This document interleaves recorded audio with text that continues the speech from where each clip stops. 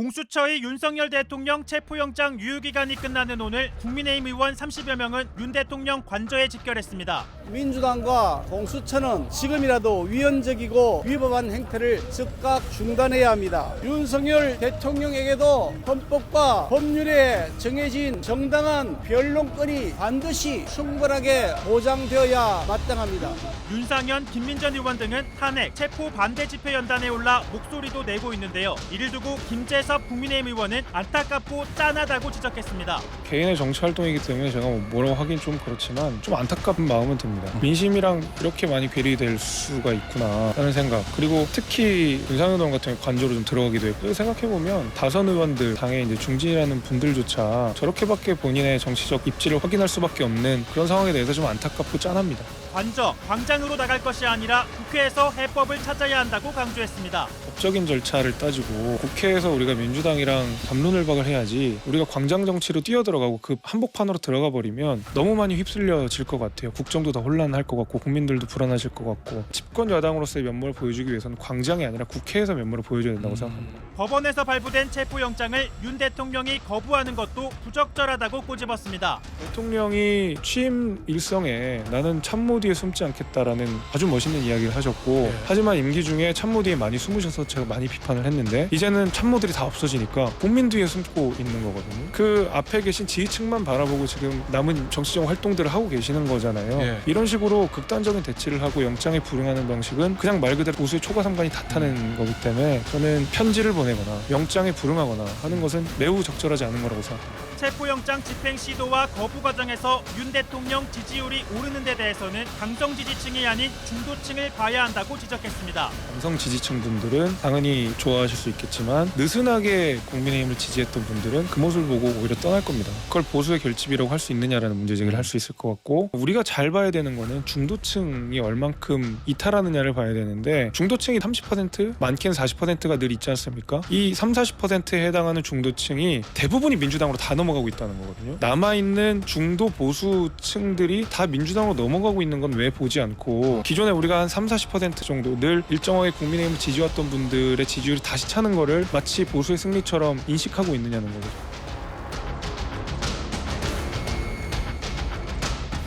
어쨌든 지금 이제 드러난 거예요. 친윤이 누구고 윤석열을 지키겠다는 의원들이 누군지 다 이제 모여가지고 행동을 하고 있다라는 게 주요 내용인 것 아주 같고, 선명하게 드러나고 네, 있군요. 이철규 의원이 한 이야기를 한번 들어보고 있습니다.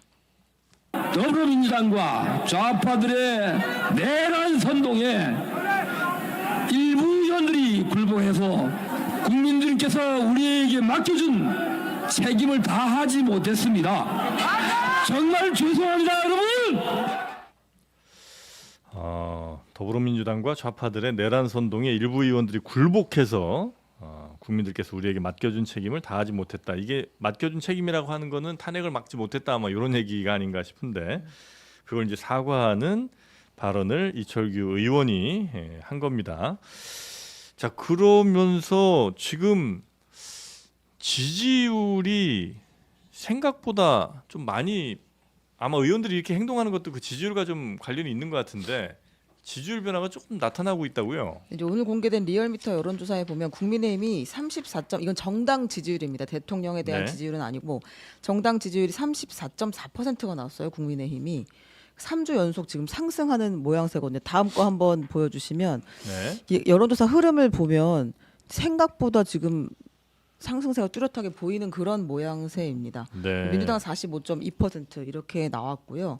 그러니까 이게 도대체 어떻게 된 일인지에 대한 분석 기사가 쏟아지고 있지만 아직 명확한 원인은 찾지 못한 상황이에요. 이제 정치 지형이 우리가 333로 되어 있잖아, 보통. 343. 333이나 343이나 네. 그러니까 뭐 보수 3, 진보 3, 중도 3, 뭐 나머지 10은 무응답이라든지. 근데 이런 거 있으면 일단 기본적으로 저는 그 민주당이 45면은 일단 중도층에서 15가 온 거예요.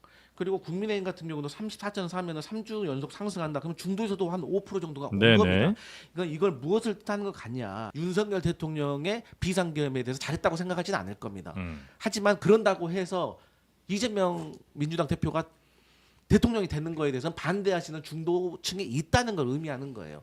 그게 5고 저는 15 정도는 또 거기에 대해서 찬성하는 의미가 있는 겁니다. 그리고 또 두 번째가 과거에 박근혜 전 대통령 탄핵 때를 보니까 네. 우리 보수가 분열돼서 우리가 필요 이상으로 망했다. 그렇기 때문에 여기서는 우리가 뭉쳐야 된다라는 보수 결집에 대한 어떤 호소가 나름대로 결집을 좀 시키는 것 같아요. 네. 근데 그게 이제 TK 지역구 의원들, 그러니까 TK 자민련으로 가겠다는 것이죠. 그러니까 이런 분들은 자기들의 재선과 뭐 어떤 국민의힘의 어떤 살아남는 그것만 생각하는 거지 국민들을 생각하지 않는 거다. 네. 그래서 결론은 이재명 대표가 대통령 되면 우리 다 죽는다라는 어떤 절박함에서 좀 호소력이 좀 통해서 보수가 결집하는 네. 거지만 다시 말씀드리지만 결국 선거는 중도층에서 판가름이 난다. 뭐 선거에 이제 좀 남은 얘기인데 하여튼 국민의힘 그러면 의원들 내부의 반응은 내부의 어떤 여론 같은 거는 지금 상황에서 야 지금 여론이 오히려 더 올라가고 있는데 더 대통령을 지키는 쪽으로 가야 되나? 이제 이런 여론이 조금 더 많아요? 아니면 야, 아무리 그래도 지금 이 상황에서 어떻게 뭐 대통령을 지키자는 얘기를 하느냐? 이제 이런 이야기들이 좀 많습니까? 일단 오늘 그 관저 앞에 나오신 분들의 숫자와 면면을 보면 예. 당내에서 그런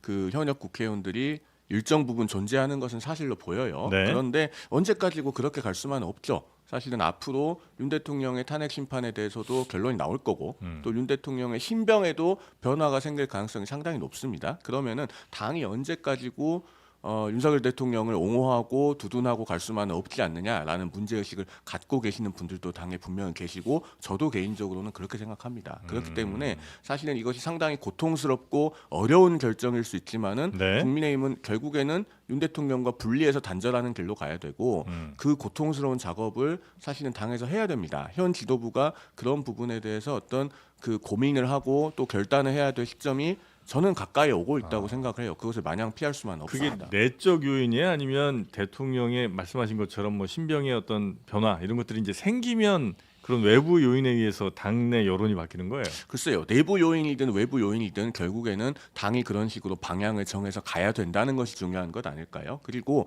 지금 이제 현 지도부를 이른바 이제 친윤 지도부라고들 언론에서 부르는데 네. 사실 우리 역사를 돌아보면은 박정희 대통령이 의료보험을 도입하고 노태우 정부가 전국민 건강보험으로 나아가는 길을 열었습니다. 보수 정부가 진보적인 정책을 한 거예요. 또 노무현 전 대통령은 한미 FTA를 체결했잖아요. 진보 정권이 보수 정권에 할 만한 정책을 추진해서 실행을 했어요. 이렇게 했을 때 사실은 국가가 제대로 돌아갑니다. 마찬가지 원리로 윤 대통령과 과거에 많이 가까웠고 깊은 존경심을 갖고 계시다고 알려진 분들이 결국에는 대통령과의 분리와 단절로 가는 노선을 채택을 하고 실행을 했을 때 더 매끄럽게 될 수 있는 요인도 저는 있다고 생각합니다. 그게 이제 당이 사는 길이다. 앞으로 그런 부분에 네. 대해서 당내 고민이 좀 필요하다는 개인적인 의견을 네. 말씀드립니다. 근데 문제는 지금 전혀 그러지 않고 있다는 게 거죠. 저도 동의를 하는데요. 네. 지금 이번 체포영장 집행에 있어서만 봐도 권영세 비대위원장, 권성동 원내대표 다 뭐라고 그랬습니까?